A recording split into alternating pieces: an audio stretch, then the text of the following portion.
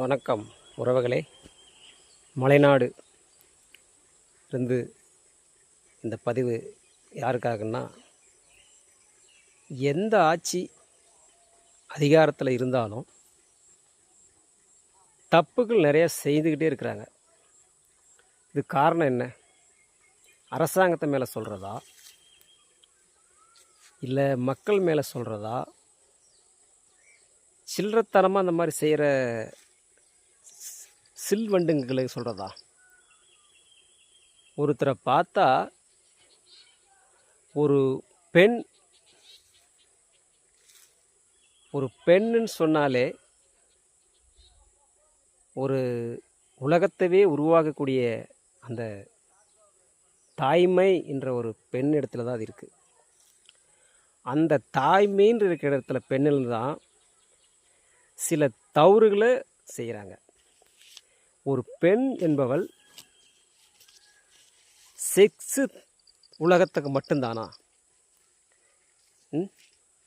இது நல்லா நினச்சி பாருங்கள். 10 வயசு சிறுமிய, 5 வயசு சிறுமிய, 14 வயசு படிக்கிற பொண்ணை கற்பழிப்பு கற்பழிப்பு கற்பழிப்பு.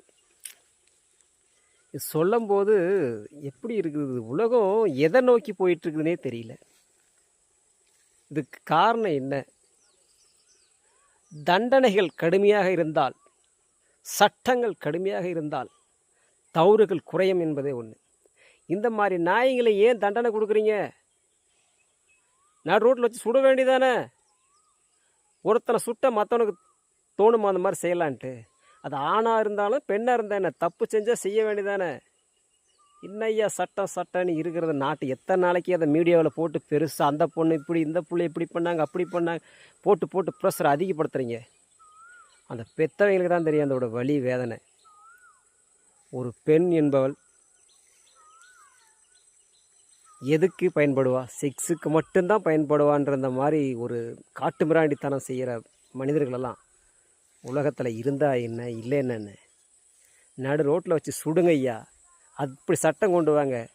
ஒரு கட்டண மனைவியாக இருந்தாலும் கட்டாயப்படுத்தி அவன் செக்ஸுவலை பண்ணிட்டான்னு சொன்னான், அவன் துரோகின்னு சொல்கிற காலத்தில் ஒரு சம்மதமே இல்லாத ஒரு பொண்ணை கற்பழித்து கொண்டுட்டான்னு சொல்கிறது நம்ம வீடியோவில் பார்த்து பேசிட்டு பரிதாபப்படுறதுல அதில் அதிகாரம் யார் கையில் இருக்குதோ அவங்க சட்டத்தை கையில் நிறைவேற்றணும். சட்டம் கடுமையாக இருந்தால் தப்புக்கள் சரியாக குறையும்.